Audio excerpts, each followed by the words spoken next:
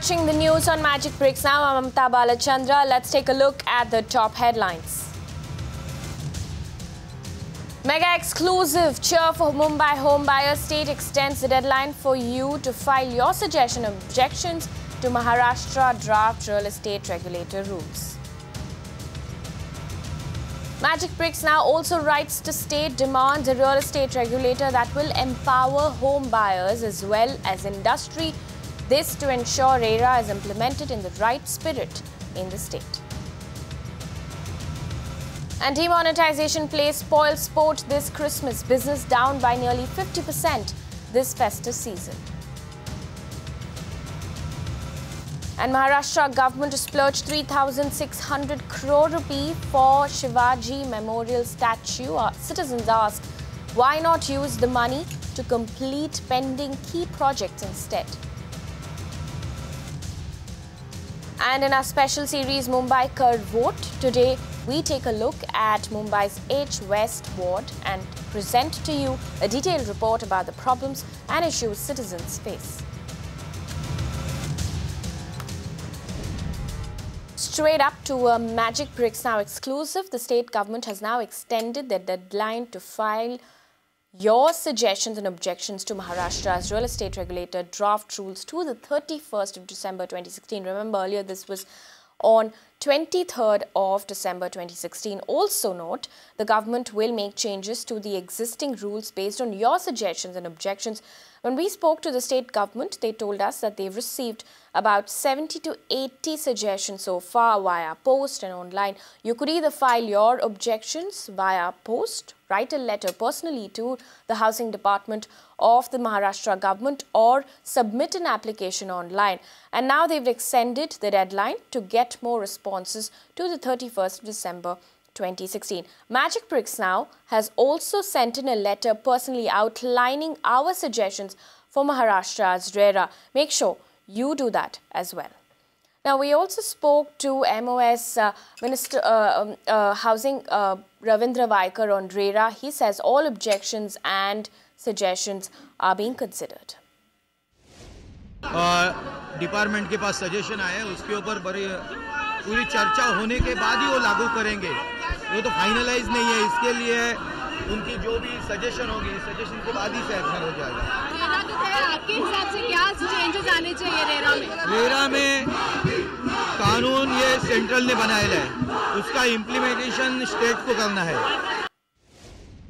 Now, here are a list of demands that Magic Bricks Now has listed. We have made a representation to the Maharashtra government regarding the regulator. The letter contains a list of suggestions and objections that we've made based on dialogues with home buyers, housing activists, reputed lawyers and the industry. Our demand 1 is include money already paid for ongoing projects in the escrow account. Demand 2, define money lenders in rules on financing projects. Demand 3, set a time frame for developers to execute conveyance. We've also listed our objections after we found glaring loopholes allowing builders, of course, to offset loans payable and paid through escrow, recalculating carpet area on possession.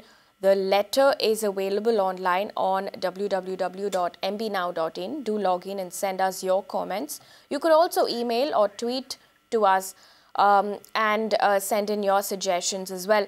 Make sure that you file in your suggestions and objections by the 31st of December. And right now, the Maharashtra government has extended that deadline. Of course, when we spoke to the government earlier, they told us that they've received just about 70 to 80 responses so far, and they wish to get in more viewers, more home buyers and more people to come in with their suggestion objections so that they could make those changes. Remember, this is your only chance to make sure your voice is heard. Moving on, this year, Christmas is not so merry for many of us. With cash crunch hitting almost all businesses in many cities, the usual buzz in Christmas markets is missing this year. Shopkeepers are complaining of a lull in sales, while customers are also facing problems because of no change to high denomination notes. Shrija gets us this report. It's that time of the year when people start decorating their houses for Christmas. Unfortunately, it's not as merrier it should be. What we understand is that clearly demonetization has dampened the spirit of Christmas.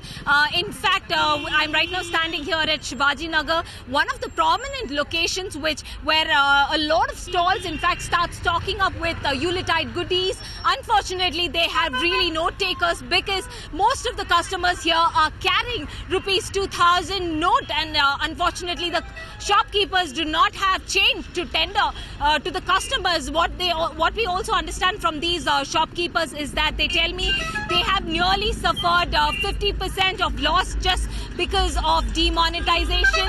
And when we also asked how are they managing, they all told me was that when customers in fact bargain for a very lesser price, they don't have a choice but to give it to the customers for a lesser price. Now, what we also understand is that demonetization has clearly cast a shadow on this time around for Christmas, where people, in fact, the shopkeepers are expecting that the sales will pick up soon, at least today or tomorrow before Christmas.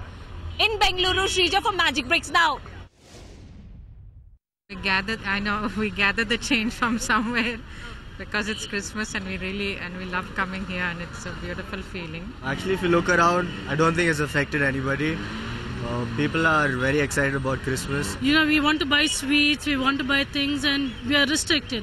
Not all the shops even have the debit card machines and credit card machines to use. What to do, and of it's once in a year that we have the festival. So I have a small kid, for her entertainment I have to. So kind of borrowing money here and there.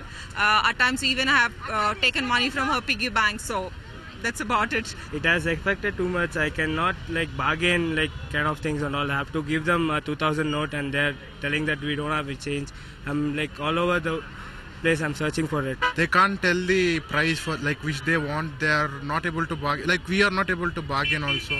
Yeah, it has affected a lot to people around Bangalore. Now, Karnataka's tourism industry as well is going through a bad phase because of the demonetization move. Shrija caught up with Mahalingaya of Karnataka tourist operators. Listen in. So how badly has demonetization affected the international tour operators here in India? It's almost like 30% cancellations. Okay. So when you say 30% cancellations, comparing this to the last year, you mean? Yeah, that's absolutely. Yeah. Okay. Also about which are the countries that you expect maximum number of people coming down to South India? This time of the year, usually from UK and Europe, USA, Canada, and also from Australia and New Zealand, we get more tourists. Okay, considering that you already have few tourists who have come down here to visit South India, how do you think they are actually managing considering the withdrawal limit? Yeah, we are helping them now that even most of the monuments, they are accepting the credit cards, the process, and they are paying us by credit card wherever possible. We are helping them, giving them the cash, and even the banks are helping them with the priority counters in exchanging money. Only thing is hardly is they get only 2,000 or 5,000 rupees. That I wish they should have increased to 25,000 once a week. Okay. Considering that we came across quite a few tourists who told me that they in fact they weren't aware of demonetization. So how exactly are they going to manage their stay here? See, most of the tourists they are coming to professional agencies, and they're booking all their hotel, transport, and everything, so that they can pay at a time. That way, it's helping us. We are helping them, and also we are guiding them in advance to giving them the cash for the entry fees and all. And also we are creating the awareness even to the incoming tourists to be prepared and bring their respective currencies and exchange in the airports. If there are 5 people, all 5 should exchange in the airports so that they're ready. They need not go to the banks here running around. Now, it's not just Karnataka, but Kerala, which is always popular among tourists, is also seeing a downfall in the number of tourists and businesses. Listen in to some tourists in Trivandrum as they share their hardship due to the demonetization move. The demonetization exercise has had a devastating impact on the Kerala tourism, with around 80% of the spending of the tourist has coming down as compared to last year's. The arrival of foreign tourists and domestic tourists to the beaches of Kerala has also declined by 30 to 40% as compared to the previous years. The most affected of this is the hotel business, which is now seeing that most of the rooms are still yet to be occupied. And most of the tourists right now in Kerala who have come here are now moving to other destinations in countries like Sri Lanka and Malaysia after they have felt the pinch of demonetization, where they're not able to withdraw money from the ATMs and also from the currency exchange centers. The problem with the money is severe. Every day I go to walk to the ATM, and the ATM charges 200 rupees to take out 2,000. Tomorrow we got to walk out to the ATM, take another 2,000 rupees, another 200 rupees commission. So the only person that's making anything out of all this is the person that owns the ATM machine. The initial impact was obviously at the airport when we went to change money, and we were only allowed to have 5,000 rupees maximum. So, which to us in English money, to me that's £70, which isn't really going to last long. I suppose it's going to affect us when we have to go and change more money, because it means we've got to go to banks and whatever, and I'm sure there's going to be restrictions there. So yeah, it could be a daily job just to go and change money. The money in the cash machines wasn't there, and you had to ask locals where was the best place to get money, and 90% of the time you just couldn't get any money at all. Or say after the weekend, I think Sunday or Monday was good because they didn't do anything to the machines on the weekends. Business is very bad. Guest is not coming. The change of is very problem. We are living to Sri Lanka and others to countries. Also in the news, former Tamil Nadu Chief Secretary P. Rama Mohan Rao and his son Vivek Vishnu have been issued summons by the Income Tax Department after raids concluded at their properties across the city. The Income Tax Department on Wednesday carried out raids at the residence and office of Rama Mohan Rao. Moving on to news from Maharashtra. Now, Maharashtra government's proposal for a Shivaji statue off Mumbai coast has triggered a massive controversy. 3,600 crore rupee has now been earmarked for this project, but questions are being raised if the money could have been put to better use. Rather, it was the project of the Congress government then. It was the environmental clearances and other issues were there. So we had always supported the memorial being coming up in Mumbai. The only issue which we were concerned, environmental clearances were an issue. I think the fishermen, they have some issues about the location. We all support the project, but the only issue which have to be addressed by the present government is the fishermen who have been protesting because of their livelihood being affected. I think it's for the government to answer their issues, see that they are also do not suffer because of the location which has been thought about, and these issues have to be addressed by the government. And moreover, more than the Chhatrapati Shivaji Maharaj Memorial, the money being spent on publicity of the government, the Prime Minister and the Chief Minister, is highly objectionable. I can understand the publicity done of Chhatrapati Shivaji Maharaj, but here rather than the publicity of the memorial or the Chhatrapati Shivaji Maharaj, the more focus is on the Prime Minister and the Chief Minister, and crores of rupees are being spent. We would appreciate the same money is being spent on the project. It would be better.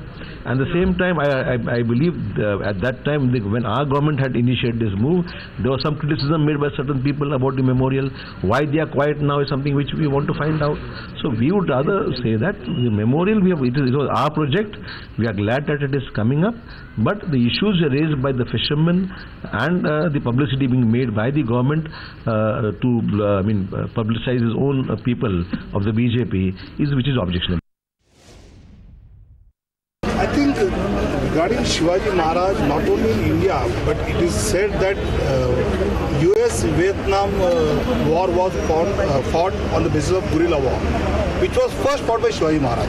I think if our Shivaji has been followed worldwide, we should have a proper memorial which will show all the main highlights of his life on this memorial. So it will be a real Shivaji Maharaj memorial which people for coming centuries will visit and get inspired. So it is being said the money that is being spent on it can be spent on a lot of other developmental activities in this state. What do you have to say about that, such as helping the tribals and other amenities in cities?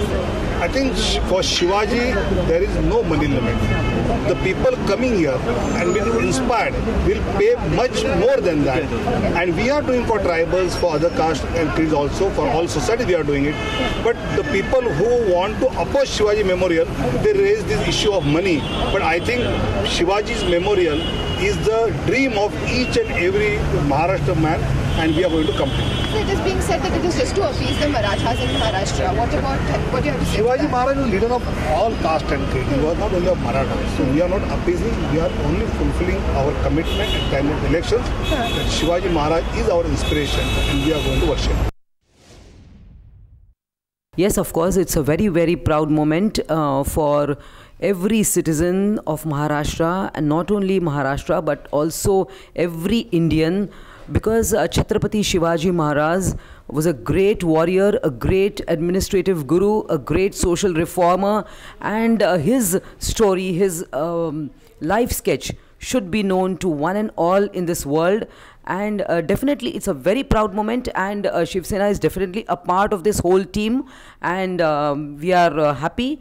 Honorable Uddhavji will be attending the function along with the Prime Minister, and of course it's going to be a world monument, and let the complete life sketch of Chhatrapati Shivaji Maharaj should be known to every citizen on the globe.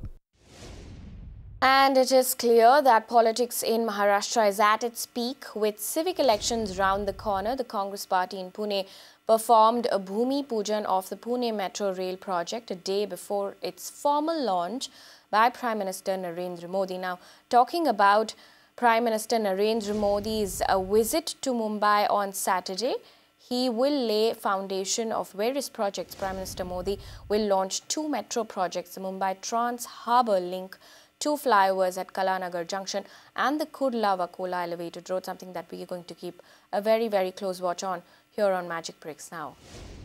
Moving on to the resignation of Lieutenant Governor Najeeb Jungs. Sources tell our network that Najeeb Jungs' resignation has not yet been accepted. In fact, he has also been asked to stay till the new Lieutenant Governor is appointed. Earlier in the day, Jung met Prime Minister Modi also after being at loggerheads for a very long time. Delhi Chief Minister Arvind Kejriwal went to meet Jung on Friday. बस उनसे मैं मिलने के लिए आया था, और क्योंकि वो छोड़ के जा रहे हैं, वो पर्सनल कारण है उनके। वो 1 घंटे तक आप लोगों की मुलाकात हुई? उन्होंने नाश्ते पे बुलाया था, नाश्ता किया, नाश्ता अच्छा। आगे तो देखते हैं कि कौन बनते हैं। Moving down south, finally some respite for Nama Bengalurians who are used to the daily bumper-to-bumper traffic across the city. Bengaluru Traffic Police gear up to install a one-of-a-kind adaptive traffic lights across the city. These will signal lights make Bengaluru congestion-free. Shrija files this report. Commuters now don't have to wait at the traffic signals for a longer time now, thanks to Bangalore Traffic Police, for they have installed 35 adaptive traffic lights at different junctions across the city. Now here's how it works. Now I'm right now standing at the Traffic Management Center, and as you can see here, wherever there is a bottleneck, in fact the traffic signal that automatically senses the traffic which is captured through these CCTV cameras, and these CCTV cameras transmit the information to the central server, that is the Traffic Management Center. Now compared to the traditional traffic signals that have pre-programmed timings, now these traffic signals can sense the traffic and then calculate the queue of the vehicles and change the duration of the traffic accordingly. In fact, motorists have welcomed this particular new move by the Bangalore Traffic Police, and they hope with this the traffic will reduce at various junctions which is caused because of the traffic signals. In Bengaluru, Shrija for Magic Breaks Now. And in other news, till now airlines were charging passengers to pay only for aisle and window seats, but Now, airlines like Indigo, Go Air and SpiceJet are levying a seat selection fee even for the middle seat on board their flights.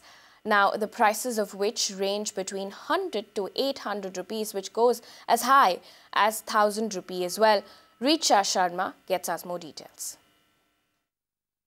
If you're planning to fly out of the city this festive season, then be prepared to shell out some extra money on the seats that you buy, as airlines are charging passengers for not just the window and the aisle seat, but the middle seat as well.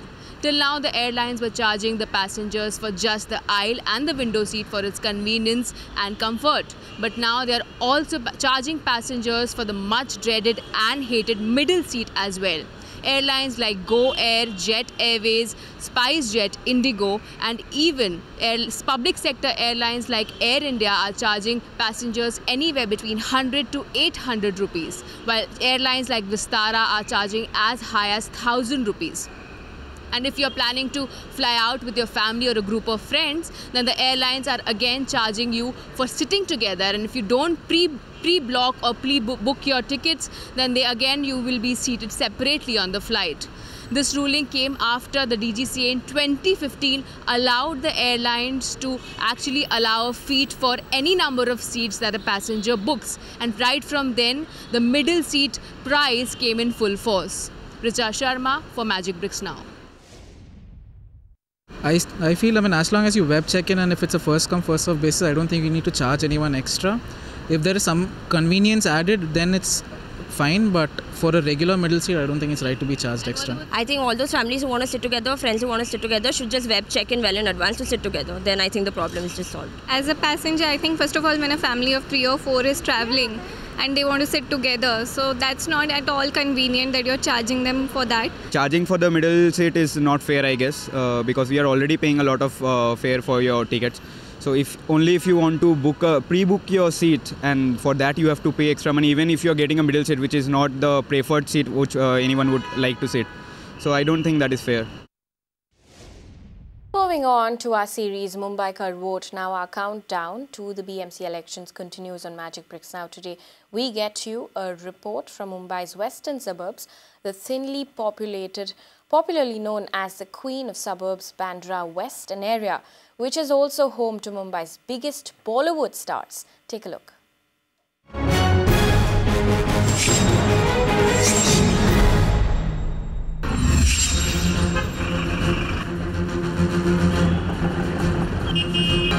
There are hundreds and hundreds of tempos parked over there, and they don't move.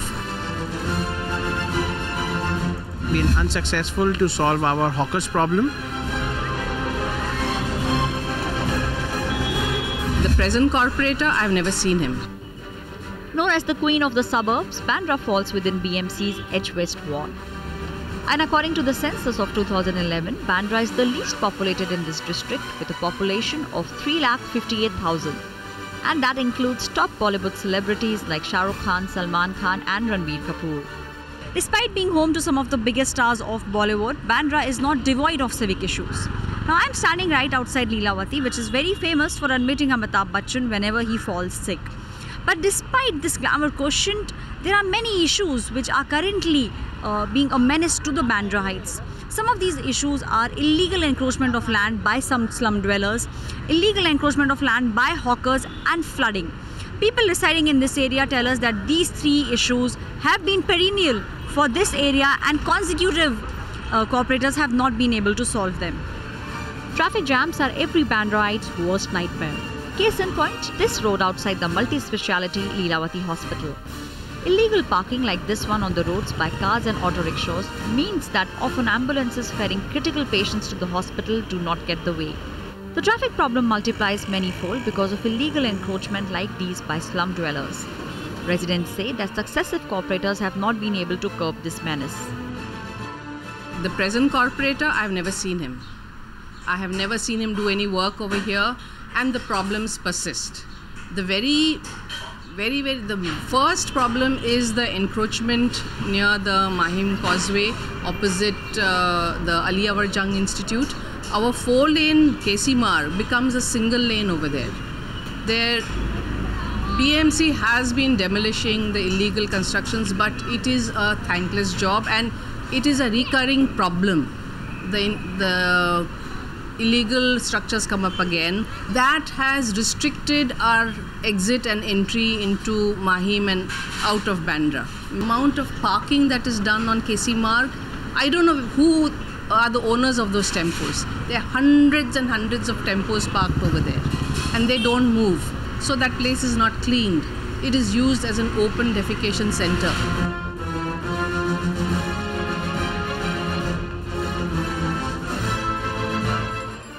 Bandra is also known for its street markets, and Mumbai shopaholics swear by it. Hill Road especially is a favourite. But what is a shopaholic's dream come true is nothing sort of a nightmare for residents. These hawkers on Hill Road have actually encroached a lot of land. As a result, there is not a lot of space where people can move freely. Now the residents here say that though there has been some respite regarding the hawker problem, there's a lot of work which still needs to be done by respective corporators. Major problem which we are facing is by the hawkers and of course the street lights. So by the corporator we could get the help of solving our flooding problem and as well as our lane work. He helped us and done a very good job. But I think he has been unsuccessful to solve our hawkers problem as well as the street lights in our lane. In fact, Bandra has its fair share of diligent corporators. Thanks no doubt to a citizenry that forces them to deliver. Karen DeMello and Asif Zakaria, for instance, are both hoping that their work pays off and that people vote them back. There was a lot of water logging problems because we have many low-lying areas, many roads which are low-lying, so that has been solved to a great extent. And there were many roads, footpaths which need to be surfaced, sewage drains, which a lot of problem has been solved. Bandra is a very vibrant neighborhood. There's a lot of participation happening in Bandra. Citizens come forth and participate. So what we have done is, we have attached well-meaning urban planners, residents of Bandra, by the name of Bandra Collective, and they have given us some beautiful plans for the development. So whichever open places that are there, RGPGs, we are developing multi-purpose volleyball, football, basketball grounds. Well, you might say that you stay in Bandra, but that does not mean that this place is not full of issues. As we have seen, the three major issues in Bandra are excessive flooding issues, are the issues of illegal encroachment by slum dwellers and by hawkers. Now, though the residents tell us that most of these problems have been solved to some extent, there's a long way to go for them to be curbed completely. What would be interesting to see is the fact that whether these people in the wards would pin their hopes on a familiar face, would bring back the corporator who was looking after them and their wards for the past 5 years, or will they give a fresh face another chance? Aishwarya Paliwal for Magic Bricks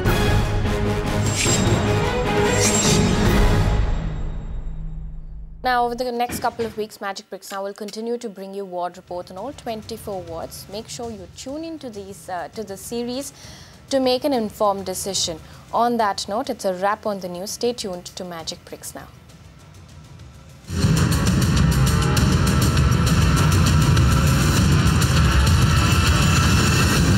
You can watch live TV on our website mpnow.in. Find us on Facebook at facebook.com/magicbricksnow. And don't forget to click the like button. You can also follow us on Twitter at Magic Bricks Now.